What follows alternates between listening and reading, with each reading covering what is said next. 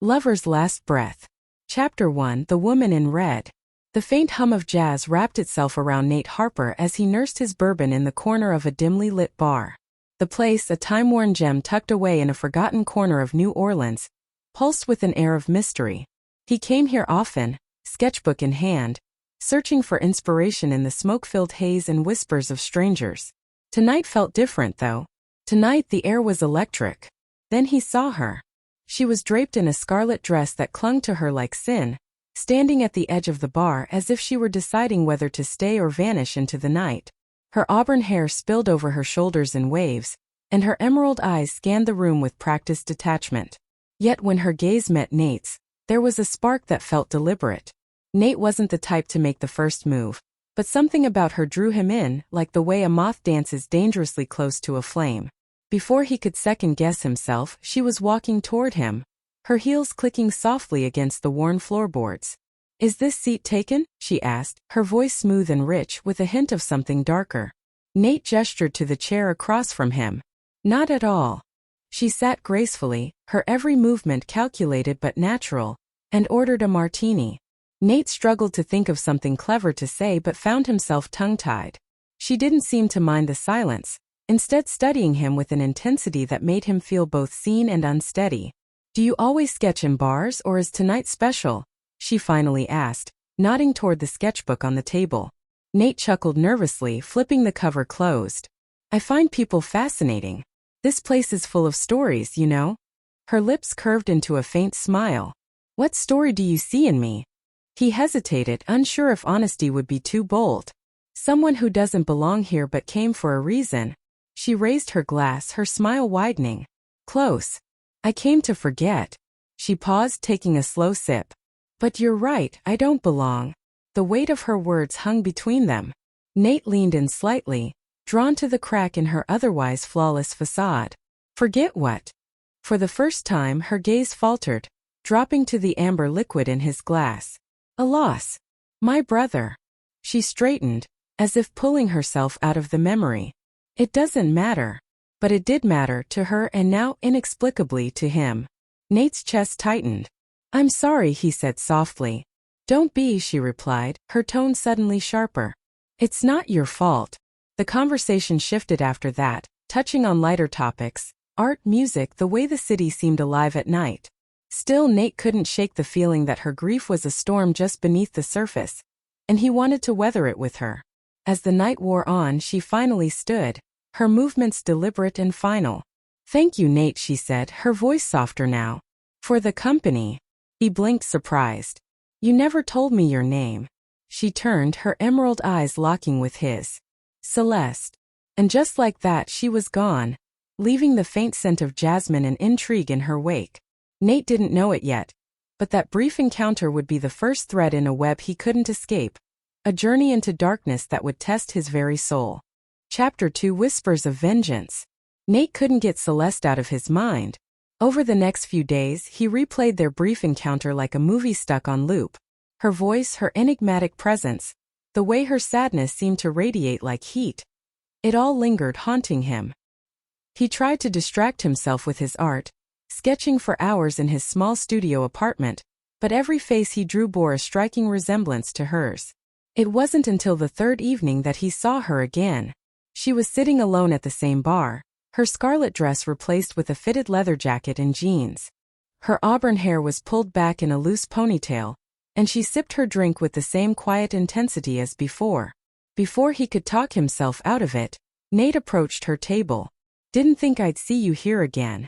Celeste looked up, surprised but not displeased. "Nate," she said, as if testing the sound of his name. "I could say the same about you." "Call it fate," he replied, flashing a tentative smile. "Or maybe I just like the jazz."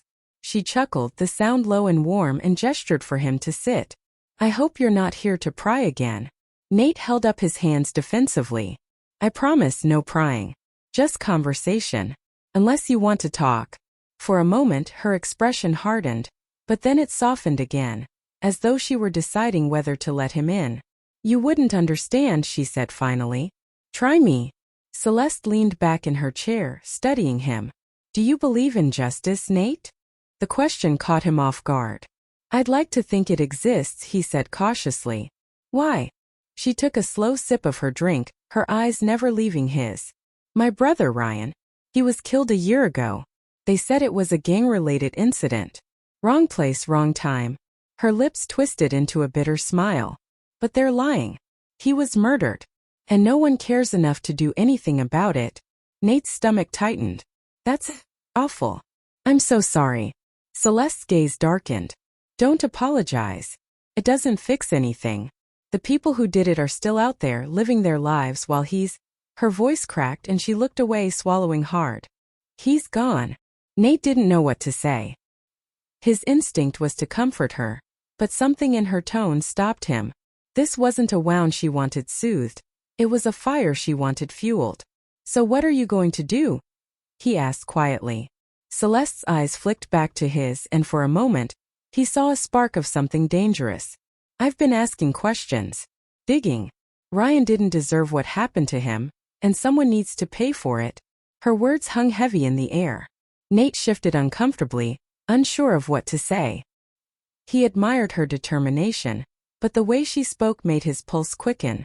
It was one thing to want justice, but this felt like something else entirely. You don't have to do this alone, he said before he could stop himself. Her eyes softened, and for a moment, she looked almost vulnerable. You don't know what you're offering, Nate. Maybe not, he admitted. But I can see how much this means to you. If I can help in any way, I will. Celeste studied him for a long moment, as if weighing the sincerity of his words. Finally, she nodded. Okay. But I need you to understand something. Once you're in, there's no going back. Nate felt a chill run down his spine, but he didn't back away. I understand. Celeste smiled faintly, though it didn't reach her eyes. We'll see. The night stretched on as she began to unravel the fragments of her brother's story. Nate listened intently, captivated not just by her words but by the passion and pain behind them. He didn't know what he was getting himself into, but one thing was certain. He was already in too deep. Chapter 3: The Rabbit Hole. Nate sat on the worn leather couch in Celeste's small apartment, his sketchbook forgotten on the coffee table. The space was sparse but neat, with shelves lined with books about psychology, law, and crime. On the wall above her desk was a corkboard filled with photos, news clippings, and hastily scribbled notes. It reminded him of the kind of setups he'd seen in crime thrillers, only this was real and it belonged to her. Celeste stood by the corkboard, tracing a finger along a photograph of a young man. This is Ryan, she said softly. Nate leaned forward to get a better look. Ryan had a warm smile, his eyes radiating a kindness that felt at odds with the violent story she had told. He looks happy.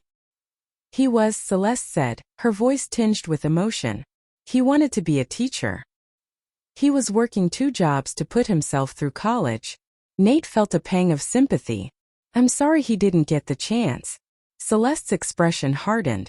He didn't get the chance because Victor Kane took it from him. The name hung in the air like a blade poised to strike. Nate frowned. Victor Kane? Who's that? She pulled a grainy photo from the corkboard and handed it to him. The man in the image was sharply dressed, with cold eyes and a smug grin. He's a big-shot businessman in the city. On the surface he's untouchable, philanthropist, entrepreneur, all-around golden boy. But underneath that, he's a monster. What makes you so sure he's connected to Ryan's death? Nate asked carefully. Ryan worked part-time at a nightclub, Celeste explained. He mentioned Kane once.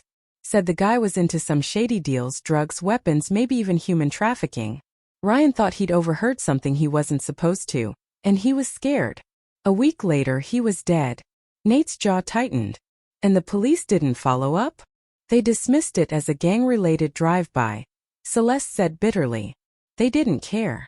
But I care, and I know Kane's responsible. I just need proof. She sat down next to Nate, her green eyes locking onto his. That's where you come in. Nate blinked, caught off guard. Oh, me? What can I do? You're an artist, right? She said, her tone almost teasing. You know how to observe details, see things other people miss. I need someone I can trust to help me dig deeper, to go places I can't. He hesitated, the weight of her request pressing down on him. Celeste, this sounds dangerous. It is, she admitted, her voice dropping to a whisper. But I can't do it alone. And if you're willing to help me, I swear I'll find a way to make this right. Nate searched her face, torn between caution and the undeniable pull of her conviction. He could see the fire in her eyes, the fierce determination that bordered on obsession. Against his better judgment, he nodded. Okay. What's the plan? Her lips curved into a faint smile, but her expression remained serious. There's a man who works for Kane. A guy named Marco Hayes. He manages one of Kane's nightclubs, and I think he knows something about what happened to Ryan. Nate frowned. And what do you want to do? Talk to him, she said simply. Convince him to tell us what he knows. He could tell from her tone that convince might mean more than just asking nicely. And if he doesn't want to talk? Celeste's gaze turned cold. Then we make him. Nate swallowed hard, the weight of what he'd just agreed to sinking in. He was no stranger to conflict. Life as an artist had taught him to fight for his dreams, but this was different. This wasn't about passion or creativity. This was about stepping into a world he didn't understand. A world where danger lurked in every shadow. Okay, he said finally. When do we start? Celeste's smile returned, softer this time, almost grateful. Tomorrow night. I'll fill you in on the details. As Nate left her apartment later that evening, his mind raced with questions and doubts. What had he gotten himself into? Could he really trust Celeste? Or was he being pulled into something far darker than he realized? But even as the doubts gnawed at him, he couldn't deny the magnetic pull she had over him. Celeste was a mystery he was desperate to solve, a fire he couldn't help but be drawn to, even if it burned him in the end. Chapter 4: First Blood. The nightclub was alive with pulsing music and a crowd that blurred into a kaleidoscope of lights and shadows. Nate adjusted the collar of his jacket, nerves buzzing like static as he followed Celeste through the sea of bodies. She moved with purpose, her leather jacket and black jeans giving her the air of someone who belonged in this world. A predator among prey. There, Celeste said, her voice barely audible over the bass. She nodded toward the bar, where a man in his late 30s leaned casually against the counter, chatting with a bartender. Marco Hayes. He looked as slimy as Celeste had described, his greasy hair slicked back, his grin too wide to be trustworthy. What's the plan? Nate asked, his voice low. Celeste's emerald eyes met his, a flicker of determination in their depths. We corner him. I'll do the talking. Just back me up if things get complicated. Complicated. Nate repeated, but she was already weaving her way toward Marco. Nate hesitated, his heart pounding in his chest. He felt out of place in this setting, like a puzzle piece jammed into the wrong picture. But when he saw Celeste approach Marco with a sharp confidence that bordered on menace, he forced himself to follow. Marco Hayes? Celeste asked, her voice cutting through the noise. Marco glanced at her, his grin faltering. Who's asking? A friend of Ryan Vaughn, Celeste said, her words like a dagger. Marco's smile vanished entirely, replaced with a wary look. Don't know who that is. Celeste leaned in closer, her tone icy. I think you do. And I think you know what happened to him. Marco shifted uncomfortably, glancing around as if looking for an escape. Listen, lady, I don't know what you're talking about. Why don't you go back to whatever hole you crawled out of? Celeste's hand shot out, grabbing Marco's wrist with surprising strength. You're lying, she hissed. Ryan worked here. He knew things about Kane, things that got him killed. Now you're going to tell me what you know, or... Marco yanked his arm free, his expression twisting into one of annoyance. Or what? You think you can just waltz in here and make demands? You don't scare me. Before Nate could process what was happening, Marco pushed Celeste back, his movements quick and aggressive. Without thinking, Nate stepped forward, shoving Marco hard enough to send him stumbling into the bar. What the hell? Marco shouted, his voice drawing attention. Celeste seized the moment, grabbing a beer bottle from the counter and smashing it against the edge of the bar. The glass shattered, leaving her holding a jagged weapon. Start talking, Marco. Now. The bartender shouted something, but the words were drowned out by the music and the chaos unfolding. Marco's eyes darted from Celeste to Nate, then back again. You're crazy, he spat. Do you know who you're messing with? I don't care, Celeste said, her voice low and deadly.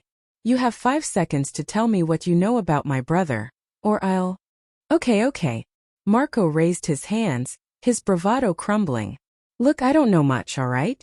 But I heard Kane was pissed at Ryan. Said he was sticking his nose where it didn't belong. That's all I know, I swear. Why? Celeste demanded. What did Ryan hear? I don't know. Marco said, his voice cracking. Something about a shipment, drugs or guns, I think. Kane thought Ryan was going to snitch. Celeste's hand trembled, the broken bottle glinting in the neon lights. Nate stepped closer, gently touching her arm. Celeste, let it go.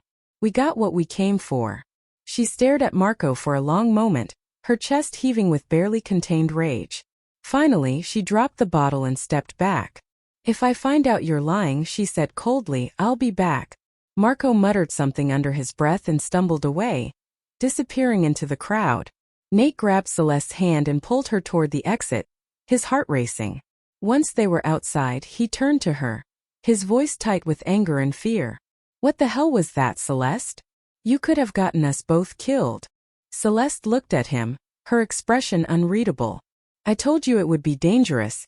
That was more than dangerous. Nate exclaimed. You smashed a bottle like you were about to. About to what, Nate? She interrupted, her voice rising.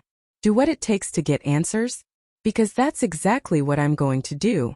And if you can't handle it, maybe you shouldn't be here. Her words hit him like a slap, and for a moment he considered walking away. But when he looked into her eyes, those eyes filled with pain and fire, he couldn't bring himself to leave. Let's just go, he said quietly.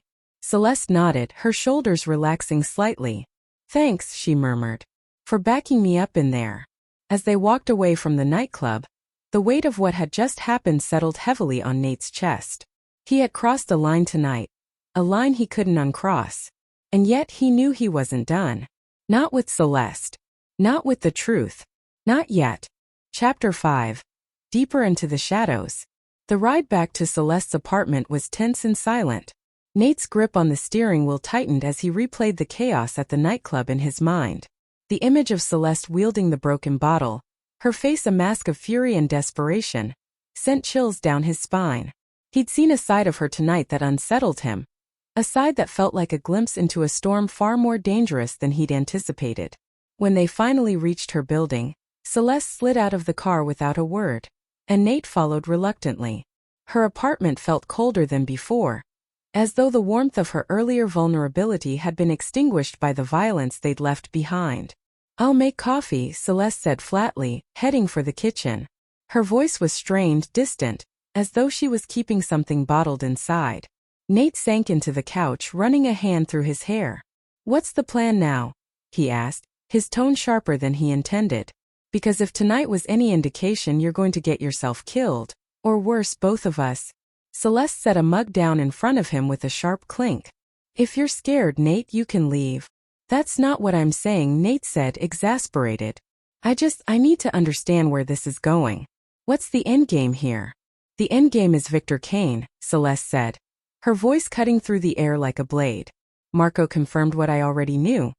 Ryan stumbled onto something big, and Kane silenced him for it. Now it's my turn to make Kane pay. And how far are you willing to go? Nate pressed. Because tonight was too far. Celeste's jaw tightened, and for a moment, he thought she might lash out. But then her shoulders slumped, and the fire in her eyes dimmed. You don't understand, Nate. Ryan was all I had. He was my anchor, my reason to keep going. When he died, they didn't just take him, they took a part of me too. I can't let that go. Her voice cracked on the last word, and Nate felt his anger dissolve into something softer. He reached out, placing a hand on hers. I get it, Celeste. I really do. But you're not invincible. You can't take down someone like Kane on your own. That's why I need you, she said, her voice barely above a whisper. The vulnerability in her tone twisted something deep in Nate's chest. Against his better judgment, he nodded. Okay, but we need a better plan. No more smashing bottles and making threats. If we're going to do this, we need to be smart. Celeste studied him for a long moment, then nodded. Agreed. We start with Marco's lead. He mentioned a shipment. Kane's business empire thrives on secrecy, but if we can expose him, if we can find proof of his crimes, it'll all come crashing down. And how do we do that? Nate asked. I know someone, Celeste said hesitantly. An old friend of Ryan's. He used to work security for one of Kane's warehouses. If anyone knows where the shipment is, it's him. Nate frowned. Can we trust him? We don't have a choice, Celeste replied. Meet me here tomorrow and we'll go together. The next evening, they found themselves outside a rundown diner on the edge of the city. Inside, a man sat alone at a booth, his head low as he sipped a cup of coffee. He was broad-shouldered, with a weathered face that suggested a hard life. His name's Sam, Celeste said as they approached. Let me do the talking.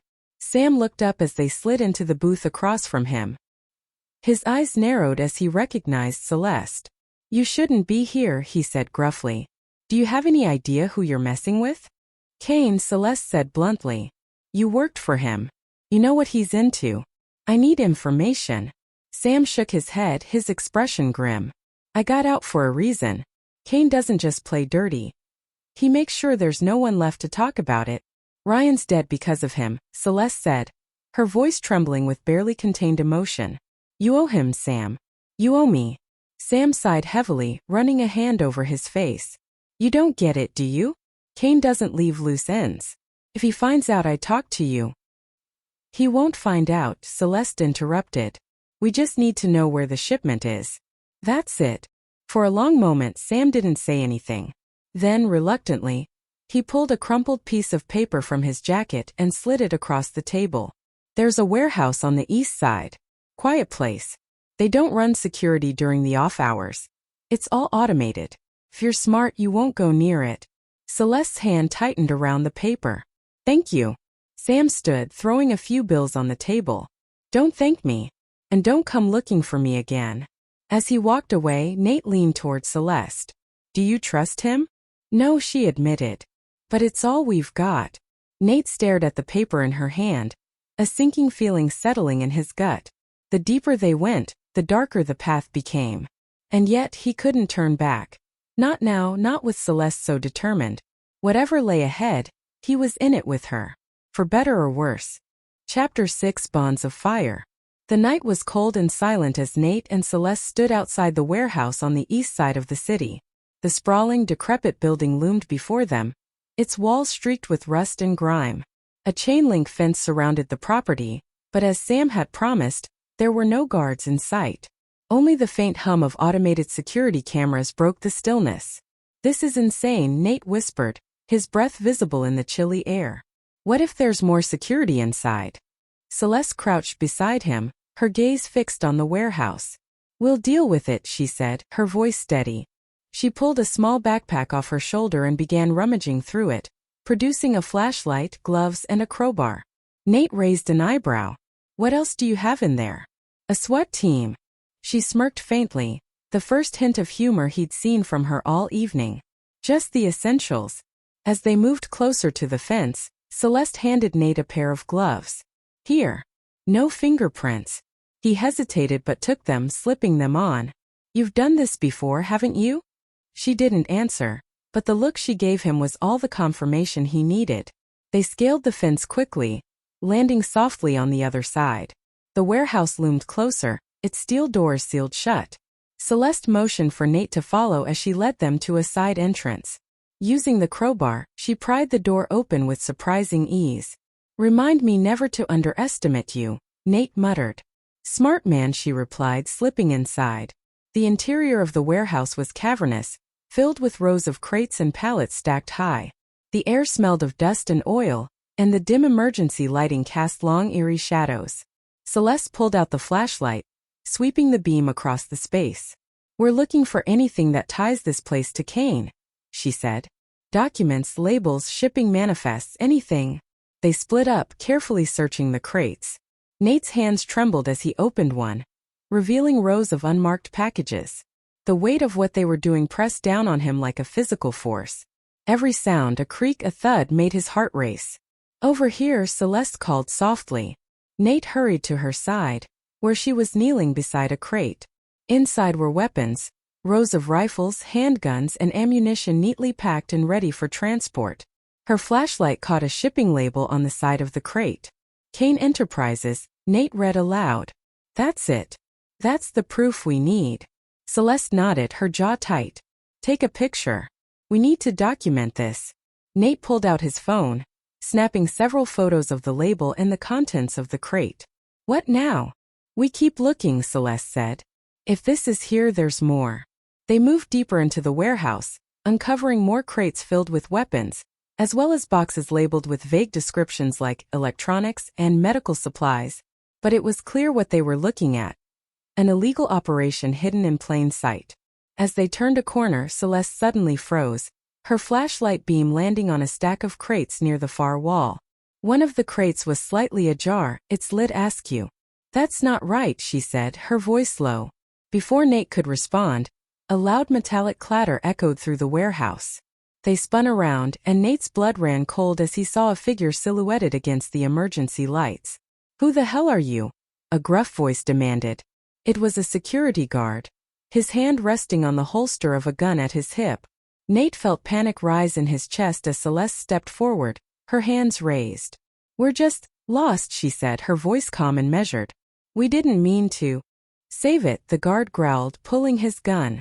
You've got about 5 seconds to explain what you're doing here before I call the cops. Nate's mind raced and he took a step forward. We're journalists, he blurted out. Investigating a story. We have reason to believe this warehouse is tied to illegal activity. The guard snorted. Yeah, sure you are.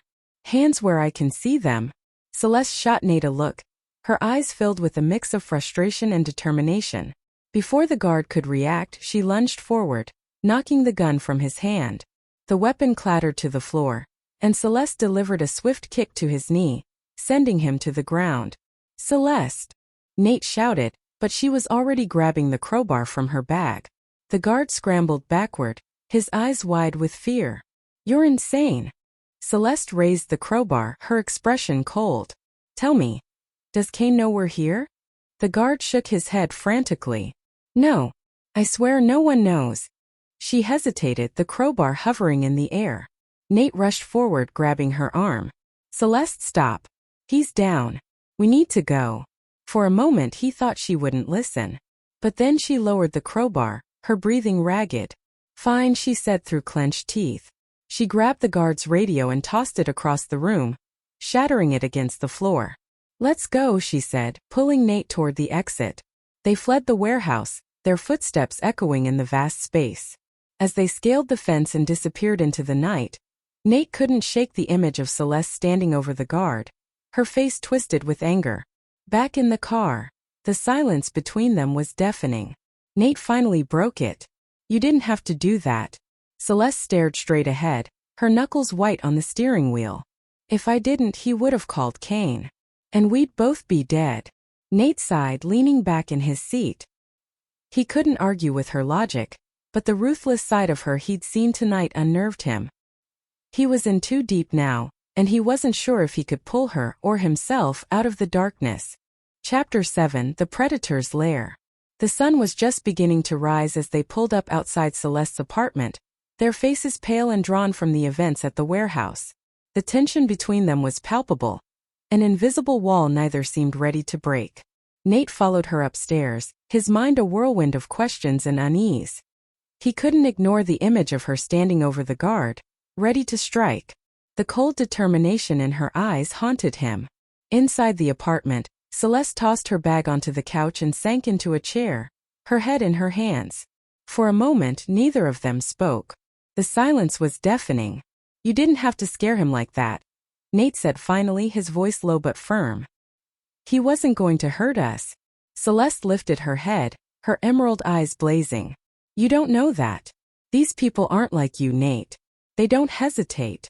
They don't care. If we'd given him a chance, he'd have called Kane and we'd be dead. Maybe, Nate said, crossing his arms. But that doesn't mean you have to become like them. Her lips tightened, and for a moment she didn't respond. Then she stood abruptly, pacing the room. You don't get it. This isn't just about me. It's about Ryan. It's about making sure no one else gets hurt the way he did. I do get it, Nate said, his voice rising. But at what cost, Celeste? How far are you willing to go? As far as it takes, she shot back, her voice sharp and unyielding. If you can't handle that, maybe you shouldn't be here. Nate felt the sting of her words, but he didn't back down. You think I'm not scared? That I don't question every single thing we're doing? I'm here because I care about you, Celeste. But I'm not going to stand by and watch you destroy yourself. Her expression softened slightly, but the fire in her eyes remained. You care about me? She asked quietly. Yes, Nate said without hesitation. But I can't do this if you keep shutting me out. We're supposed to be a team, not... Whatever this is. Celeste stared at him for a long moment, the tension in her posture slowly easing. You're right, she said finally, her voice barely above a whisper. I've been so focused on the end goal. I've forgotten what it's costing me. I'm sorry.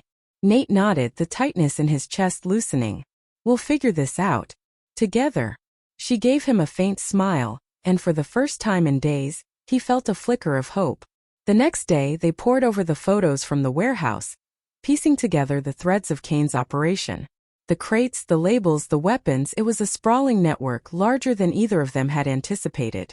But one detail stood out. A shipping manifest tucked inside one of the crates. It listed several upcoming deliveries, including one to a location Nate didn't recognize. What's this? He asked, pointing to the address. Celeste leaned over his shoulder, her brow furrowing. That's not one of Kane's usual spots. It's too public. Could it be a front? Nate suggested. Maybe, Celeste said thoughtfully. Or a trap. Nate hesitated. Do we really want to take that risk? Celeste straightened, her eyes narrowing with determination. If there's a chance this could lead us to Kane, it's worth it. Then we need a plan, Nate said. A real plan. No more improvising. Celeste nodded. Agreed. We'll need disguises, a way to get in and out without being noticed. And if things go south... Her voice trailed off and she didn't need to finish the sentence. The address turned out to be a high-end office building downtown. An unlikely location for illegal activity. Nate and Celeste arrived dressed as maintenance workers, their uniforms borrowed from a friend of Celeste's who owed her a favor. Nate's nerves were frayed as they entered the lobby, their forged IDs clipped to their shirts. Act natural, Celeste whispered, her voice calm and steady. Nate envied her composure. His palms were sweaty, and his heart pounded in his chest as they approached the security desk. The guard barely glanced at their IDs before waving them through, and Nate let out a shaky breath as they stepped into the elevator. Second floor, Celeste said, pressing the button. The ride up felt agonizingly slow, each ding of the elevator a reminder of how quickly things could go wrong. When the doors finally opened, they found themselves in a corridor lined with offices. The address from the manifest led them to a door marked, Consulting Services. This has to be it, Celeste murmured. She pulled a lock-picking tool from her pocket and knelt by the door, working quickly. Within seconds the lock clicked open, and they slipped inside. The office was unremarkable at first glance, with a desk, filing cabinets, and a few chairs. But as Celeste moved to the back, she found a hidden door disguised as part of the wall. She pressed her ear against it, then gave Nate a nod. Help me open this, she whispered. They pried the door open, revealing a hidden room filled with shelves of documents and computer equipment. Celeste's eyes widened as she scanned the files. This is it, she said, her voice trembling with excitement. This is what we need. Nate pulled out his phone, taking pictures of everything while Celeste rifled through the files.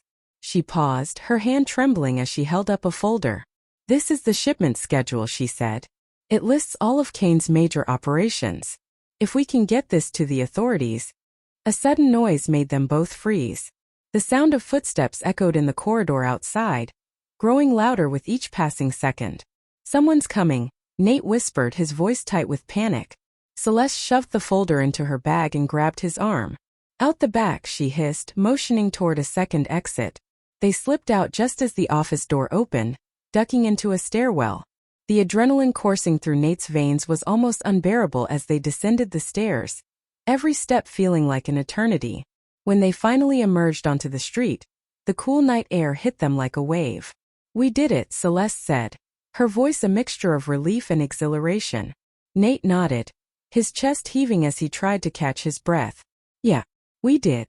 But even as they walked away, the weight of what they'd just uncovered pressed heavily on him. They had the evidence they needed, but exposing Kane meant painting a target on their backs. and Nate couldn't shake the feeling that the worst was yet to come. Chapter 8, Collision Course. The evidence Celeste and Nate had stolen from Kane's hidden office was damning. The shipment schedules, financial records, and encrypted communications detailed a web of corruption that spanned cities.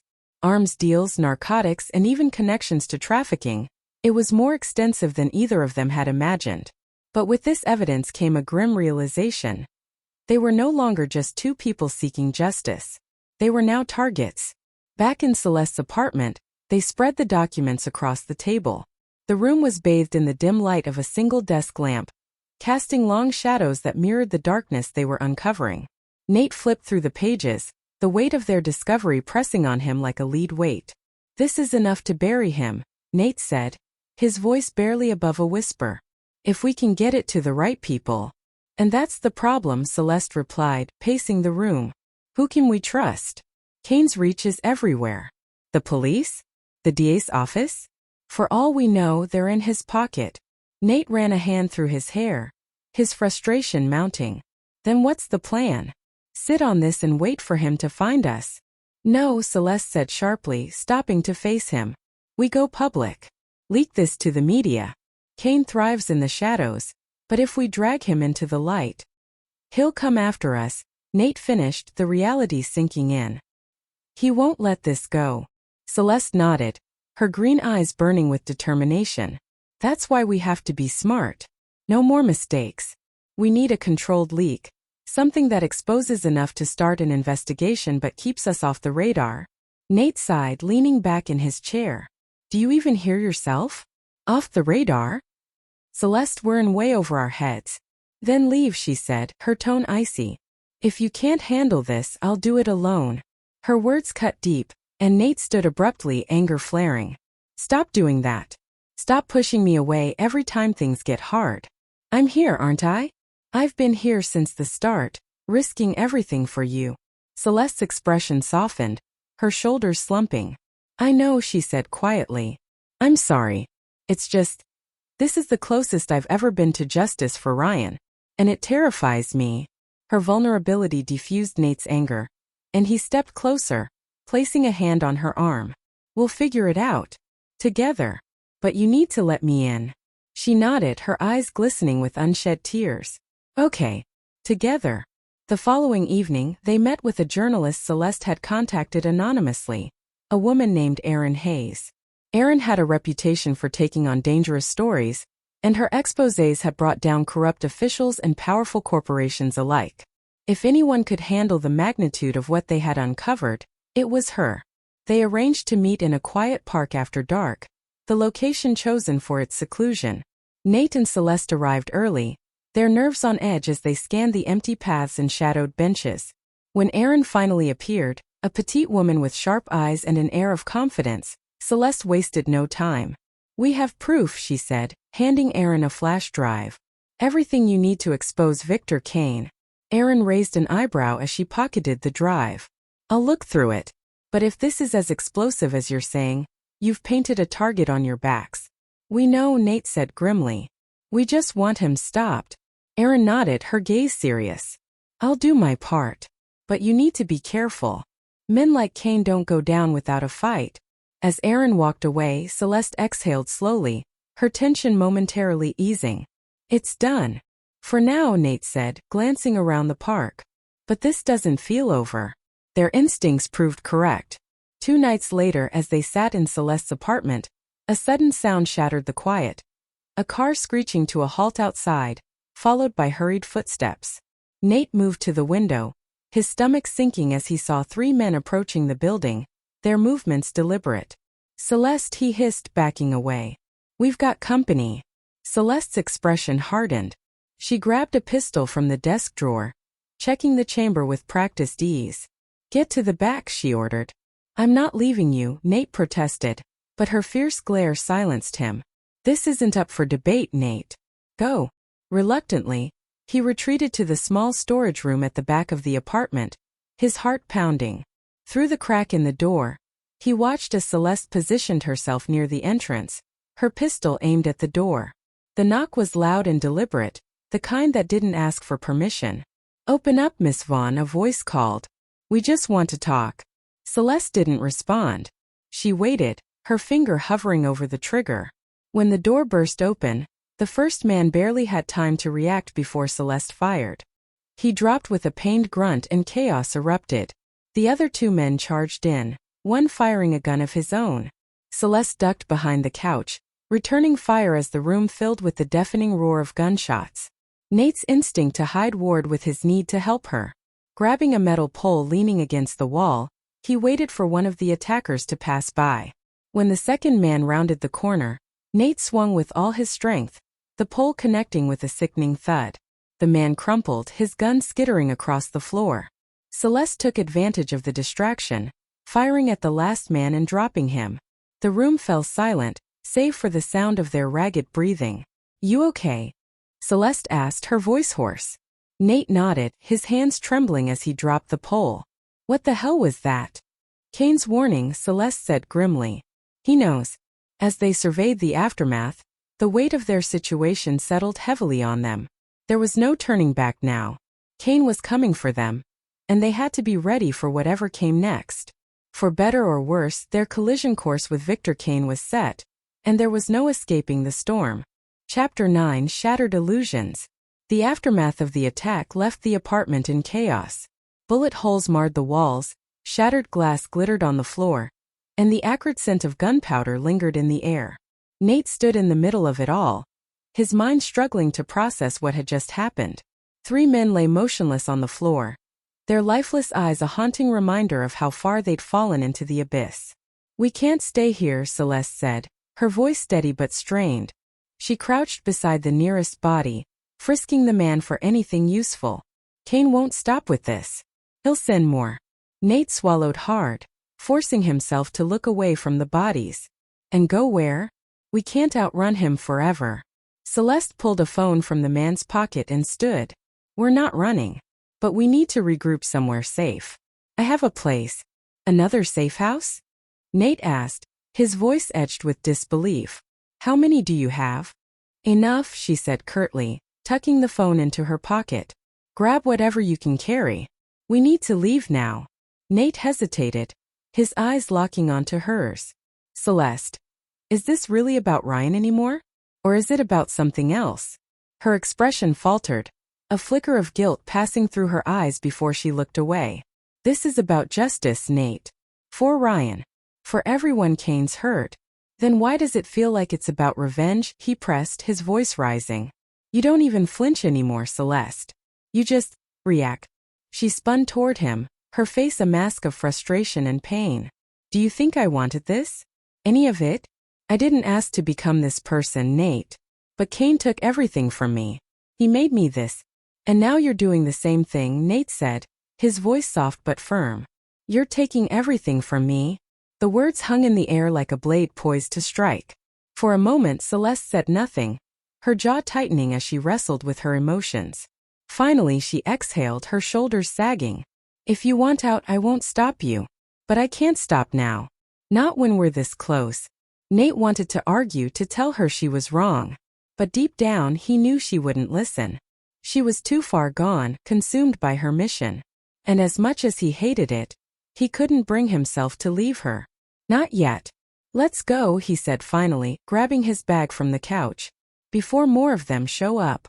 The safe house was a small cabin tucked away in the woods, miles from the city. It was stark and isolated, with only the barest of necessities: a bed, a table, and a few chairs. Celeste lit a lantern, the warm glow casting long shadows on the wooden walls. Nate dropped his bag by the door and sank into a chair, his exhaustion catching up with him. "How long do we stay here?" "Long enough to plan our next move," Celeste said, setting the stolen phone on the table. "This might have something useful." She powered it on, scrolling through the contacts and messages. "Do you ever stop?" Nate asked, his tone tinged with irritation. "Maybe take a second to process everything that just happened?" Celeste didn't look up. "Processing doesn't stop Kane. Neither does running yourself into the ground," Nate snapped. "You're not a machine, Celeste. You can't keep doing this without breaking." Her hands stilled, and she looked at him, her eyes weary but defiant. "If I stop even for a second, I'll fall apart. Is that what you want, Nate?" To see me break down? No, he said softly. I just want to see you. The real you. Not this version of you that Kane created. Her lips pressed into a thin line, and she turned back to the phone. The real me died with Ryan, she said quietly. The words cut deep, and Nate didn't know how to respond. He watched her for a moment longer before standing and heading for the door. I need some air. Outside, the cool night air did little to calm his racing thoughts. He leaned against the porch railing, staring out at the dark forest.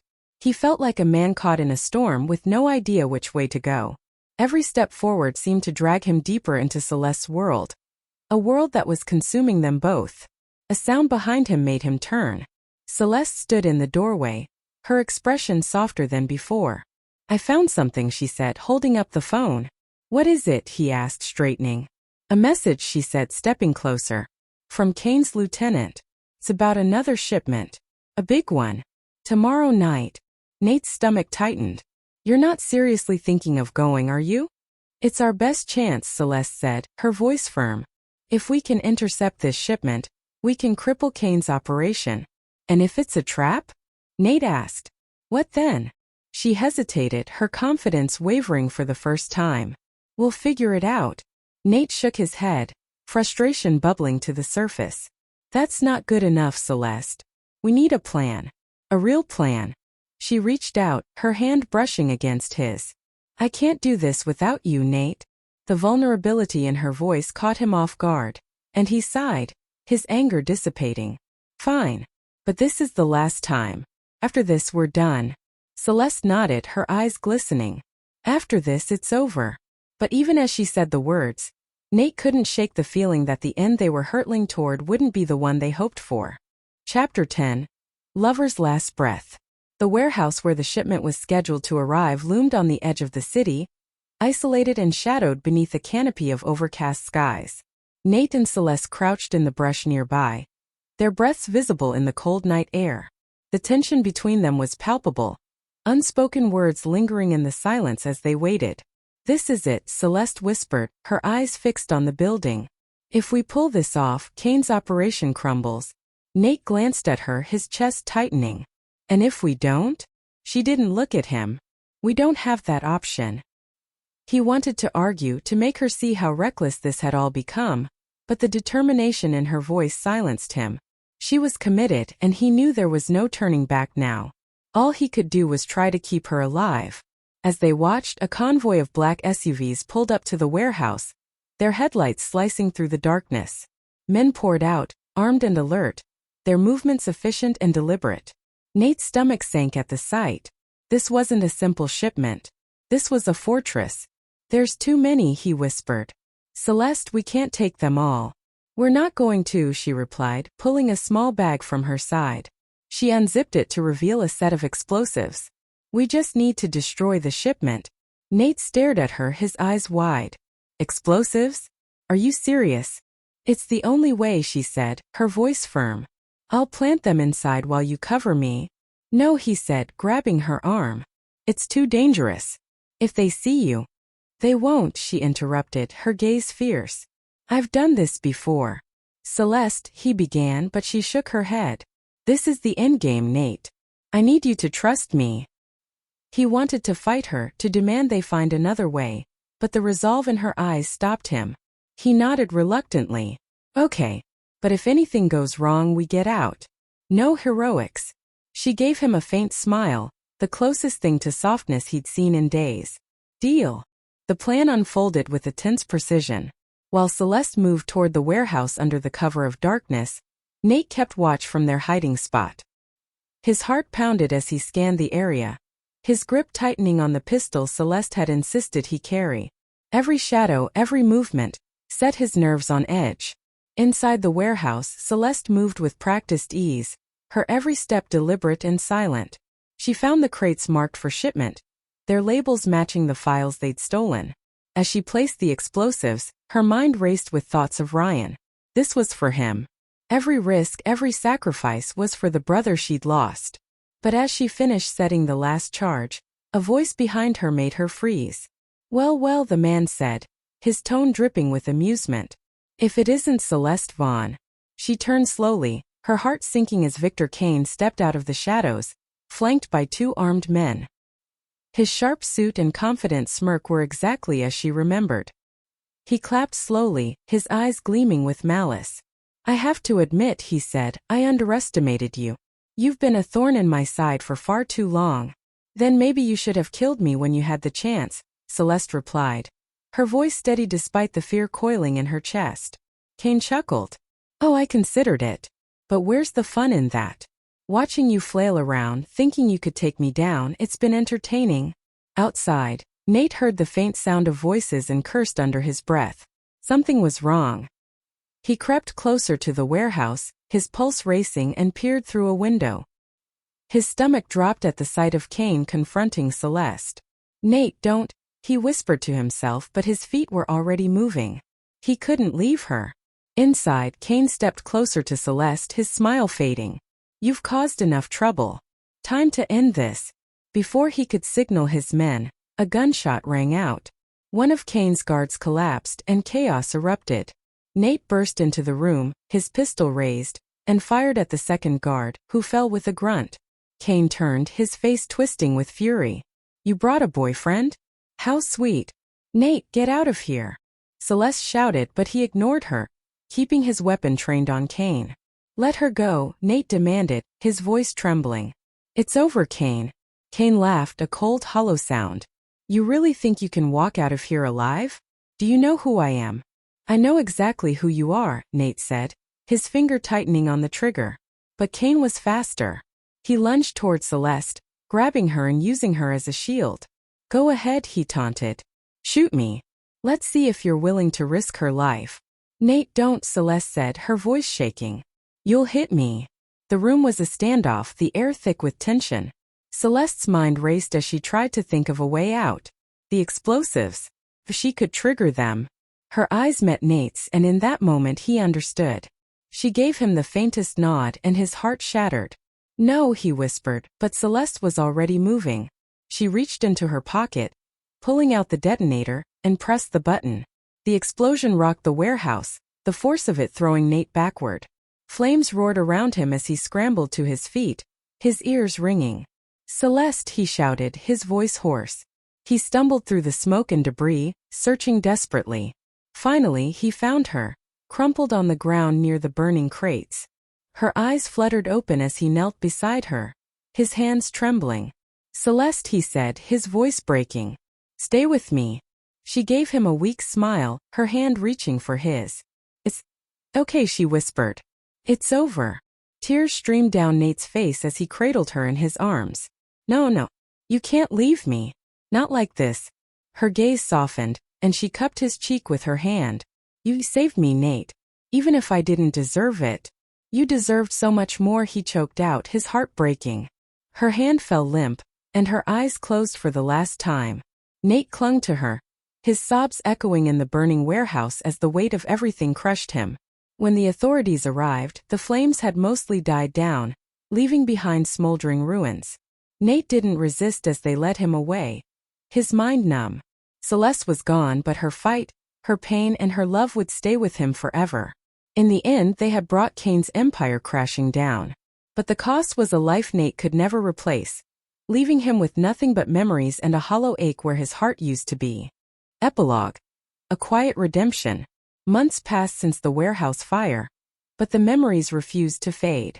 Nate sat on a wooden bench overlooking the Mississippi River, the winter wind biting against his face.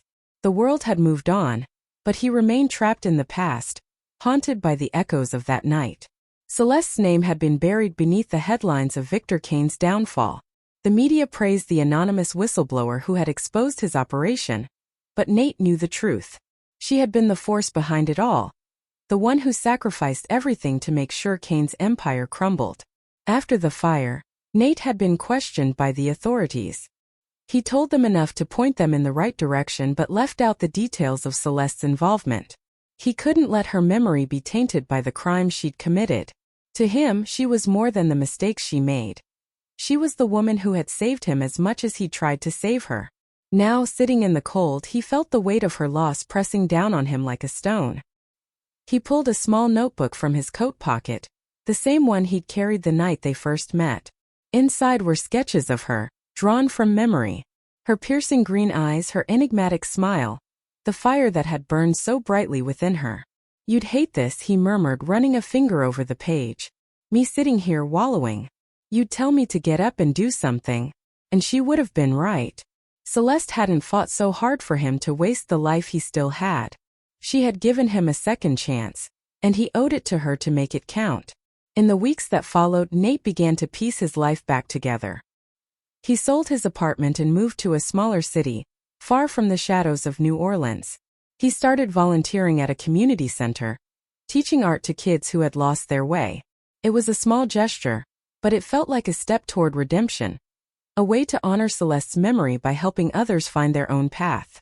One evening, as he cleaned the brushes in the center's small art studio, a young girl approached him, holding up a sketch she'd made. "Do you think this is good?" she asked shyly. Nate looked at the drawing, a delicate portrait of a woman with fiery eyes. His chest tightened as he recognized the spark of determination in the girl's lines. "It's beautiful," he said, his voice thick. "You've got talent." The girl beamed, and Nate felt a flicker of something he hadn't felt in months. Hope? Years later, as Nate stood before a crowd at the opening of his first gallery exhibit, he reflected on how far he'd come. The exhibit, titled Breath of Shadows, was a collection of pieces inspired by his time with Celeste. Each painting told a story of pain, of love, of sacrifice, of a woman who had given her life for something greater than herself. As the guests wandered the gallery, admiring the artwork, Nate felt a sense of peace he hadn't thought possible. He would never forget Celeste. Her memory was etched into every brushstroke, every line. But he had learned to carry her with him, not as a burden but as a beacon. In the end, Celeste had taught him the most important lesson of all. Life, no matter how fleeting or painful, was worth fighting for. And he would spend the rest of his days doing just that, for her, for Ryan, and for himself. As he gazed out the gallery window at the setting sun, Nate whispered the words he wished he could have told her one last time. "Thank you, Celeste. For everything." The sun dipped below the horizon, and for the first time in a long while, Nate allowed himself to smile.